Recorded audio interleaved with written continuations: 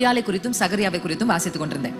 வாசிக்கும் போது கேள்வி கேட்டதுக்காக சகரியா வாய, ஆனா அதே மாதிரிதான் மரியாளும் கேட்கிறாங்க, ஆனா மரியாளுடைய வாய அடைக்கல. இப்ப எனக்கு ஒரு கொஸ்டின், ஏன் ஆண்டவர் இப்படி பண்ணீங்க? ஏன் பெண் பலவீனமான பாண்டம் அப்படிதான் கேள்வி கேட்பாங்கன்னு விட்டுட்டீங்களா?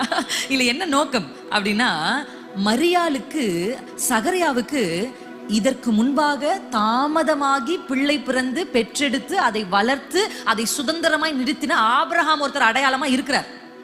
ஆனா மரியாளுக்கு ஒரு கன்னி கர்ப்பம் தரித்து பிள்ளை பெற்றெடுத்த அடையாளம் இதற்கு முன்பாக உலகத்தில் சரித்திரமே இல்லை.